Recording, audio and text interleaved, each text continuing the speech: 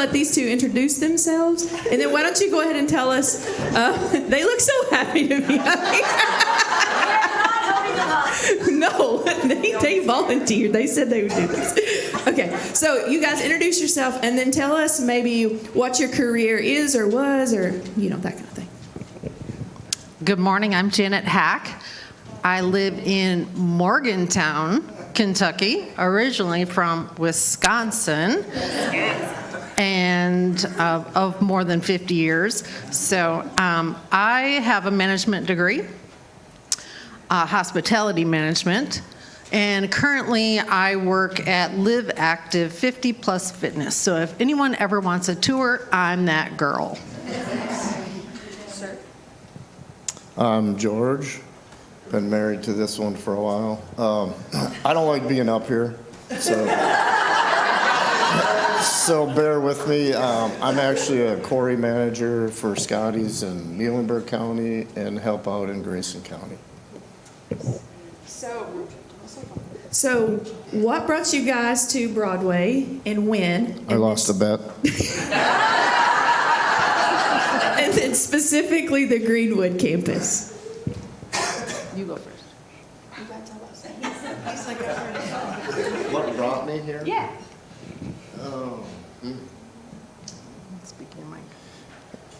I guess I could tell you a big story and name people like Wayne and Megan and Wendell and Scott and everybody, but if you belong to Greenwood, you guys already know what I should say, because it doesn't matter when you walk in that door, you're loved. So I guess I'm going to say if someone out here doesn't know what's going on at Greenwood, don't understand it, like if you're new or whatever, then ask me. I'll tell you a story. I got a lot of them. I'd rather do it that way than try to explain. So how long have you guys been at Broadway? We moved down here 6.5 years ago, and we went to the Melrose campus first. We had the pleasure of doing Alpha with Scott Newman. And we also, I made meals because my background, hospitality management, I also was able to cook and bake northern brownies today. They're not good. Nobody else try them. Yeah. Only the Manuary group knows about them, so you've never had them. Let's see. So in 2021, we moved to the Greenwood campus, and he might have more to say about that. Yeah, there's a story you have to tell. I heard that you came here as someone told you Santa Claus would be here. So I got to just back up just a little bit. I knew after talking to Carla, saying that I'm very nervous up here. And someone told me years back, if you got to do this, just pretend everybody's sitting there in their underwear. And this morning, I finally realized, or I first realized, that the Texas Longhorns put out underwear. Sorry, Evan, but it puts me at ease. That was not in the pre-discussion. Just let it right up. So Janet and I lived with my aunt and uncle in Elventon for 3 months when we relocated from Wisconsin.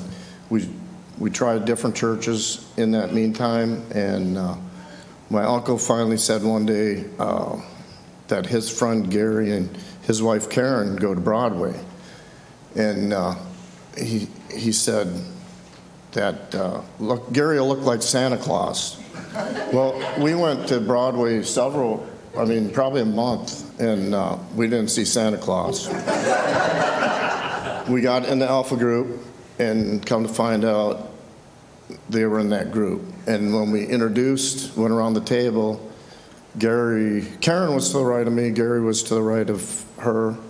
And when it was my turn to introduce, I just leaned forward and said, "You don't look like Santa Claus." All right. Is Is there anything anything else you'd like us to know? And maybe what's your favorite? You kind of already alluded to it a little, but maybe you want to share what's your favorite part about this Greenwood community?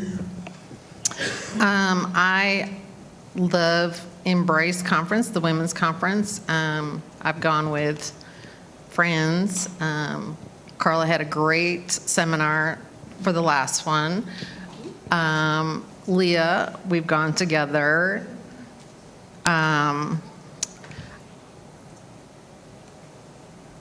I sit in grandparent row with Robbie and Wendell because we have the most precious Props. granddaughter who turns 1 on the 20th. We're travelers, and our son lives in Wisconsin and our daughter lives in Pennsylvania. So we won't be here for Easter. We will be traveling northeast, and then we'll come back, and then we'll travel north right after that. So I am a 19-year breast cancer survivor.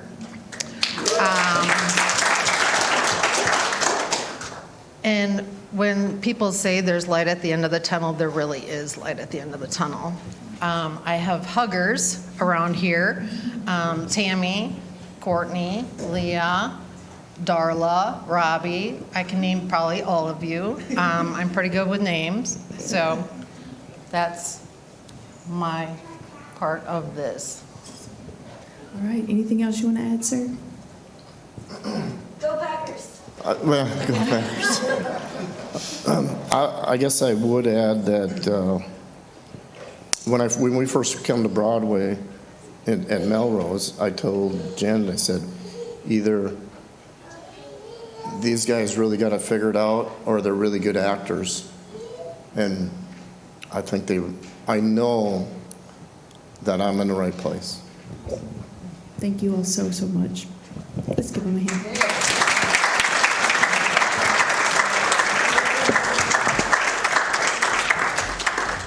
Good morning, everyone.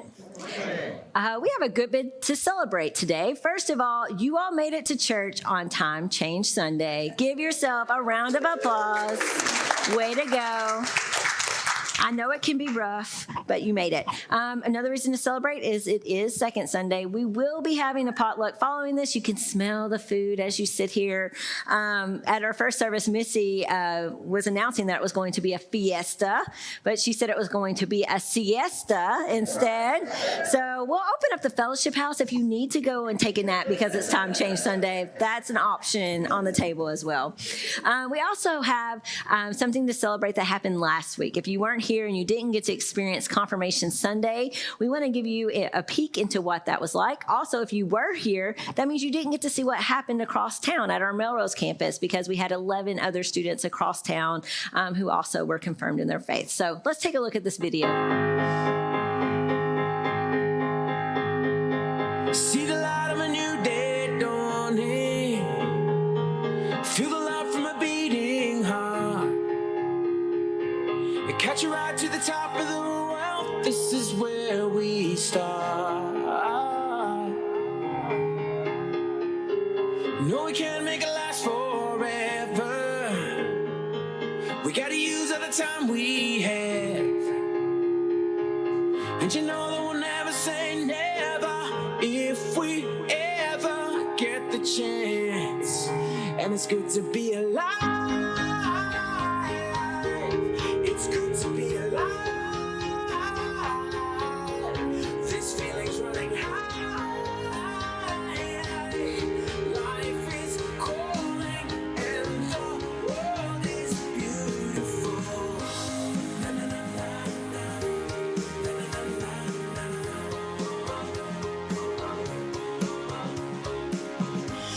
Na, na, na, na, na.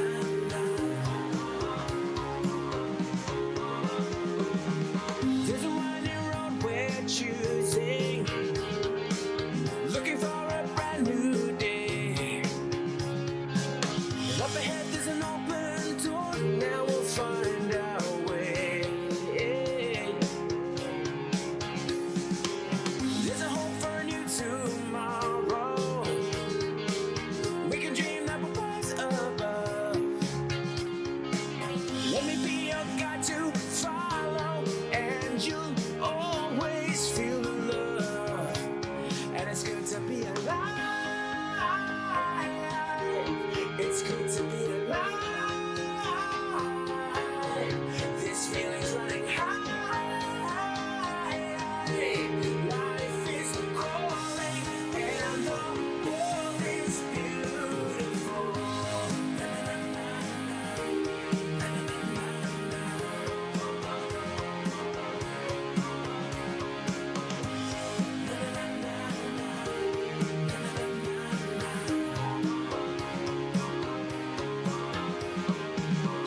Life is calling.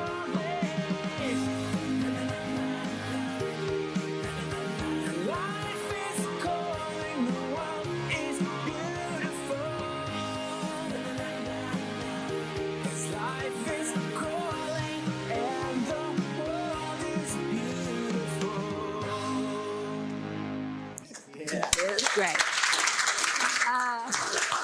You can tell we have some big personalities that were a part of this group. You can also tell that some of them went under the water more willingly than others. I'm going to talk to Pastor Adam about the splashing in the face motion he had to employ there. But the past few weeks, we have been kind of centering our attention, our conversation together around this idea of success.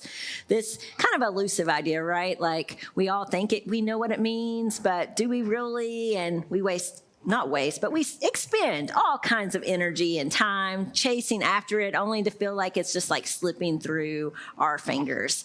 But when people do seem to reach that idea of success, we have all kinds of pictures and terms that we use to describe it. For example, when someone reaches success, we'll say something like, they're on top of the world, right? They're high and exalted above everyone else. Or when a sports team finally wins that championship, it's just this natural thing that seems to happen. I don't know where it comes from or why we really do it, but the hero of the game gets lifted up on the shoulders of others. In the corporate world, if you're an employee, your goal is to just like step up and up and up and up, climb, take job after job and promotion after promotion until you finally reach the tip top of the organization. And then whenever it comes to business, then your hope is that all your numbers, like all the sales, all of your shares, that they're all just going to be pointing upward and to the right. Everyone wants that, right? An upward and to the right motion. That is how we're often told what success looks like, that steady incline. But I think we all know that it looks a whole lot more like this picture here on the right? It's topsy and turvy. Sometimes you're going in circles. Sometimes you think you're going the right way, but actually you're not at all. You have no idea where you are in that moment. But you just keep making your way through it. Let me tell you a story from when I was younger. My dad and I, we set out on a journey, a pretty simple journey, that we could successfully achieve. My mom, she was confident that she could send us on our own. So we set out one evening to go play a softball game in Sacramento. Not Sacramento, California, people, but Sacramento, Kentucky. Does anybody know where that is? All right, these are my people from Owensboro, Davis County, McLean County area. It literally is like 3 turns to get there. It is 17.1 miles away from my home, and we took off. We got there no problem at all. I played the softball game. We get into the car. Our entire team leaves together. However, about an hour later, my mom gets a phone call from one of the other parents, and they've been at home for some time. And that's when she kind of begins to realize that we are missing in action. We have not made it home with everyone else. In fact, we were kind of out there on our own in the wilderness. This was, of course, before there were cell phones. There was no GPS. All we had in that car was my dad's sense of direction. And Dad, I love you a lot, but you don't have one. So we were in trouble. So I was like 8 years. I got to the game. I did. I got to the game. I was like 8 years old, y'all. 8 years old. I can so vividly remember this. 8 years old, sitting in the seat beside my dad, wanting to trust him. And I'm noticing like things don't look the same as they did when we drove there. I'm noticing that there are no street lights, that it is very, very dark around us. And so I perhaps ask a question, you know, like, are we going the right way? And my dad contends, yes, we are. We just need to keep on going a little bit. So we just kept on going in that direction. We kept on driving until all of a sudden we saw a sign that said, welcome to Anton. Anton was 12 miles in the opposite direction of where we needed to be going. I had never heard of Anton. In the 35 years since then, I've never had a reason to go back to this place. My dad didn't know it existed. So luckily, I got into the glove box of our car, 8 years old, people, and there was a map. There was a map. So I get out the map, I open it up, and thanks be to God, Anton has an airport. We're going to use that term very loosely. Okay, this is the airport. It's like one runway. But because there was the one runway, all the rest of this farmland that's there actually makes the map. So I began to navigate my dad back turn by turn using this little old map. We went home through Graham, Dad, of all places. You remember when we saw Graham High School? We're like, yes, we know where we are. But eventually, you know, we had made this big, huge old circle. It took way longer than we needed to take. What should have been this short, easy road to success had turned into quite an adventure that night. And that's how it goes sometimes, right? Despite our best efforts, despite us like working hard and pushing forward and heading in a direction, kind of confident that we know where we're going. You know, this whole idea that if you just work hard enough, it'll turn out all right, that you'll find yourself on top of the world, carried around on the shoulders of others, at the tip top of the organization, everything pointing upward and to the right. But that's just not how the cookie crumbles sometimes. And so whenever that doesn't happen for us, we're left with a lot of questions. You know, questions like, why isn't this working out for me? And isn't God supposed to be good? So why is he letting this happen? Where is God when I'm wandering around in the Antons of my life? There wasn't much there, y'all. But we aren't the first people to ever wonder that. The ancient Israelites, they grappled with this very same question. One day, Jesus, he was having this conversation with one of the teachers of the law, a Pharisee named Nicodemus. It's a very famous part of the story, John chapter 3. And as soon as we hear that, what do? We go straight to that famous verse, John 3:16. For God so loved the world that he gave his only begotten Son, that whoever believeth in him shall not perish but have everlasting life. We have this one verse we tend to like zoom in. But there's this like whole huge conversation around it. It's actually one of the more lengthy conversations we have with Jesus and someone else. And when you zoom out in that conversation, I want you to hear what Jesus says to Nicodemus right before verse 16. He says, no one has ever gone into heaven except the one who came from heaven, the Son of Man. Just as Moses lifted up the snake in the wilderness, so the Son of Man must be lifted up, that everyone who believes may have eternal life in him. Why in the world is Jesus talking about snakes to this man? I don't know about you, but I hear snake and I just like shut down and want to run. I don't want to know anything else about it. But Jesus, he is trying to convey something to Nicodemus with this story. And for us to understand what it is he's trying to say, it means that we have to go back and we have to look at the Old Testament story. We have to go back to a book of the Bible that's called Numbers. If you've ever set out to read the Bible from start to finish, let me tell you, Numbers is when you begin to think, I'm going to give up, okay? Because to be blunt, it is boring stuff, okay? You get there and you're like, do I really need to know the number in every family of every clan of every tribe? And do I really need to know every one of their names? And do I really need to know exactly where they camped and all these rules that they kept between them? But you guys, if you can hang with it and you can get through all those numbers, there's actually some interesting stories that are mixed in, like this one that Jesus is referencing. Now, to set up the story, we need to remember what's led up to it. God has come to Abraham, who has no children at the time, and he says, I am going to make you into a great nation. Right? I'm going to make your descendants as numerous as the stars in the sky, and you are going to be blessed to be a blessing to others. And so, indeed, like Abraham has a son, this nation, this people begins to form, but then guess where they find themselves? In slavery in Egypt. They're there for like hundreds of years facing this oppression. But finally, God acts in these miraculous ways. He leads God's people out of Egypt. And I'm sure those people who are finally tasting freedom think, guess what? It's only going to be upward and to the right from here, literally and figuratively. Because you see, if we look at a map, and you see Egypt here, you see Goshen, that's where we think that the Israelites lived, and you can see Canaan up and to the right? That's where they wanted to go. That's what success looked like.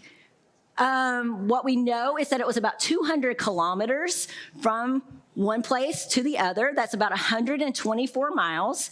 And of course, it was this huge group of people, like hundreds of thousands of people who needed to move in that direction. But the estimates tell us that they could have made that trip in like 2 weeks, 1 month maximum. But I think we all know it took them longer than that, right? Instead, they spend 40 years wandering in the wilderness. You can see the red dotted line that shows their travels. It looks like our trip to Sacramento, Anton, Graham, Powderly that night. They go all around the place, and they do so despite the fact that if you see the black dotted lines, there's 2 trade routes that were well established that go directly upward and to the right? And so the Israelites, they're out there in this wilderness, and they're getting frustrated. They're getting discouraged. They are looking forward to getting to this land of promise, but they're just like, going all over the place. They feel like they're going in circles. And so finally, in Numbers chapter 21, verse 4, this is what happens. They traveled from Mount Hor along this route to the Red Sea to go around Edom. But the people grew impatient on the way. They spoke against God and against Moses and said, why have you brought us up out of Egypt to die in the wilderness? There is no bread, there is no water, and we detest this miserable food. They might have been slightly dramatic, right? Just a little. They kind of sound like me when my sugar has gotten too low. 99.9% of the time when I'm grumpy, Jeremy knows, just feed me a snack, right? All is better. So maybe in this moment, the Israelites just need to snap into a Slim Jim or eat a Snickers bar. But it does seem like they have lost sight of the big picture. Again, remember what has just happened. God has taken them out of slavery in Egypt, where they were not treated well, where they were worked very hard by people who treated them harshly. God has led them out of Egypt by splitting the Red Sea and letting them walk on dry land, allowing them to escape from one of the most powerful men on the planet.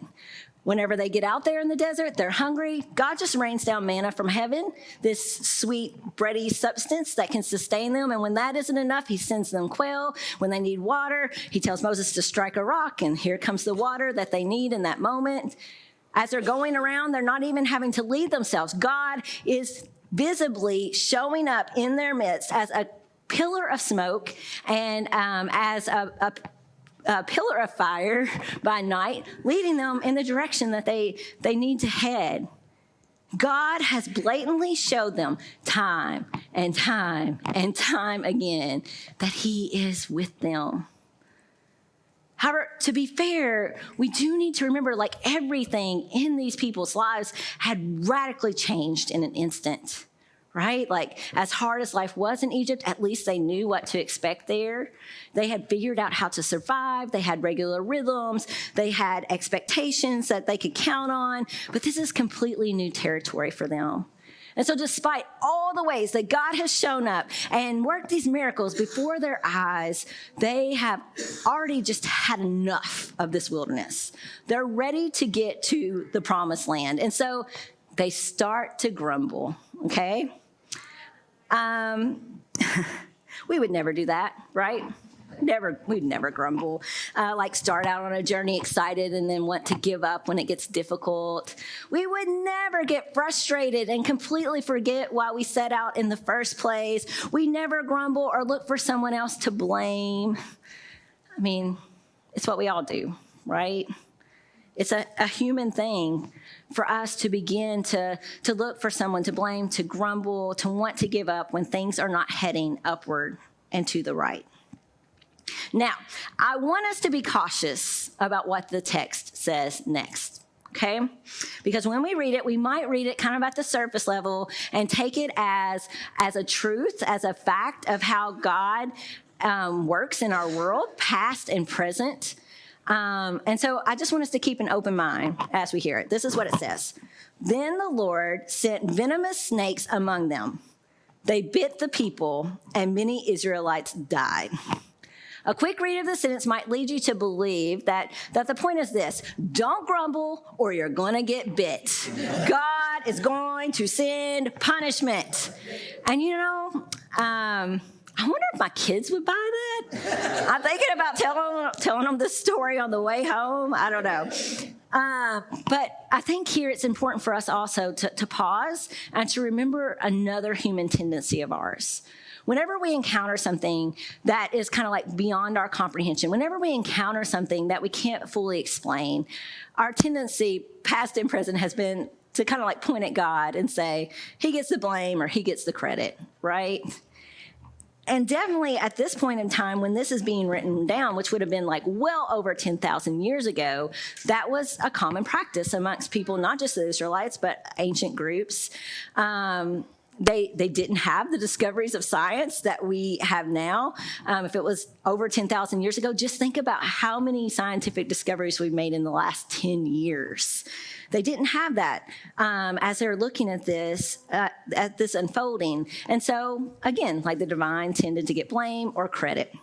Even now, with our understanding of science, whenever like there's a big natural disaster like hurricanes or tornadoes or earthquakes, we understand how that happens. But what does our insurance companies call it? An act of God, right? We still have this tendency in us. Beyond that, when they're writing this account down, they're writing it without the lens of Jesus. We have that benefit, right? God sent Jesus into our world so we could finally see what God looks like up close. So we could finally understand who he truly is, his essence.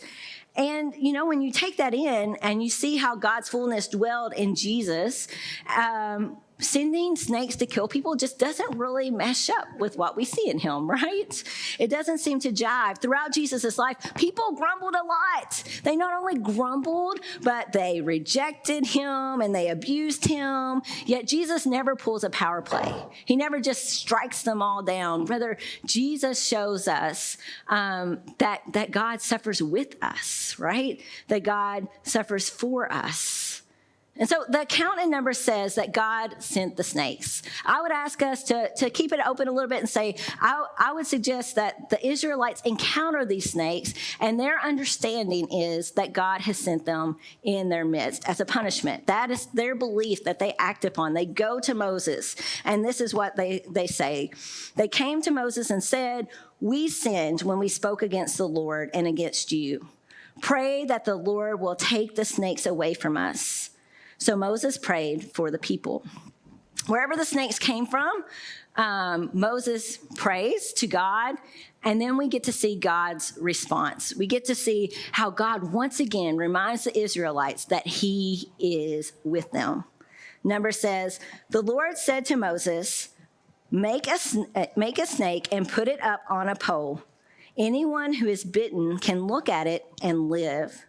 So Moses made a bronze snake and put it up on a pole.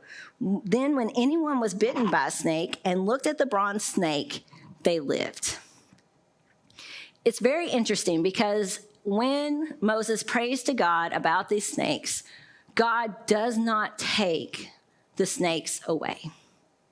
The snakes remain, right? He doesn't strike them all dead. He doesn't cause them all to slither back into their hole. No, the snakes are there among the people as they travel along. They even strike the people from time to time. But what God does is he takes the sting out of their bite. He provides this way for people to look up and remember that he is present and be healed by his hope.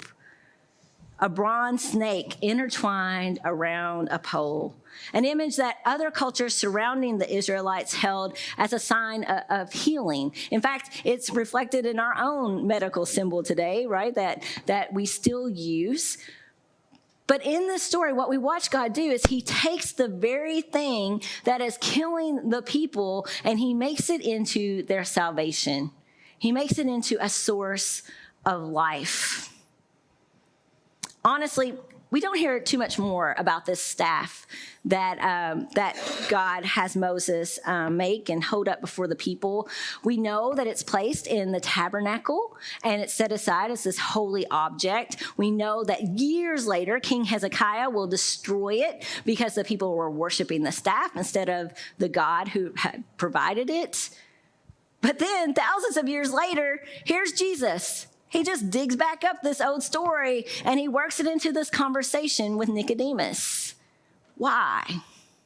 Well, let's hear his words to Nicodemus again. No one has ever gone into heaven except the one who came from heaven, the Son of Man. Just as Moses lifted up the snake in the wilderness, so the Son of Man must be lifted up, that everyone who believes may have eternal life in him. In this moment, Jesus is speaking about his own death. He is speaking about his crucifixion, the fact that his own body will be intertwined on a pole and lifted up before people. And just as God had asked Moses to hold up a snake, the very thing that was killing the people in order to give them life, now Jesus will be lifted up. Jesus will be lifted up. His evil treatment, a reflection of the evil that is in our midst. His broken body, a reflection of the brokenness in our world. His death, a reflection of the fate that all of us will face. But there on the cross, what Jesus does is he takes the sting out of evil and brokenness and death's bite. He declares once and for all, evil does not win. Brokenness isn't forever, and death gets overcome by resurrection. He becomes the one we can always look up to and live knowing that evil and brokenness and death will not get the final say for us. No matter how messy our journey through life gets, when we find ourselves studying a map of Anton or wandering around in the wilderness, seemingly going in circles, when things are certainly not heading upward and to the right toward the world's definition of success, we can look to Jesus and know he is with us, extending his hope-filled healing to us when we need it, giving us his abundant life here and now, in the present and forever in his kingdom. I want to give you the chance to look up to him today. You might remember that Carla and I, we got to go on a journey to the Holy Land with my parents and a group of, how many other people? Like almost 20 other people. And it didn't go like we planned. Yeah, like upwards and to the right for us would have been to finish our journey in Jerusalem. But a war broke out in our midst, and so we did make our way to Jerusalem, and 2 missiles got through the defense system, and we decided it was time to go. So instead of getting to head toward home, airports were still closed. We couldn't fly out there in Israel. We had to go to Jordan, which we had not planned to go to Jordan at all. It was not our desired destination. It was not easy getting there, but there ended up being a whole lot of beauty in this detour. First of all, we got to go and see one of the what's now considered one of the seven wonders of the world, Petra. I highly recommend it if you ever have to take a detour to Jordan to stop on by. But you go through these beautiful canyons. And there's beautiful like sculptures that have been done there, and then all of a sudden just come into this open space, and you get to see this beautiful structure. Beyond that, on the last day we were there, we got to go to Mount Nebo. And Mount Nebo is the mountain that Moses stood upon as he watched God's people finally enter the promised land. He got to watch them finally reach that good destination that God had been leading them toward all along. There had been all kinds of setbacks. There had been all kinds of frustrations. There had just been a lot they had to endure along the way. But they got there. God with them the whole way, and with them as they settled into this new land. But do you know what sits up on this mountain? There is a sculpture that depicts both Moses holding up the snake in the desert and the crucifixion of Jesus, a symbol of the healing that God provides all of us as we fix our eyes on him.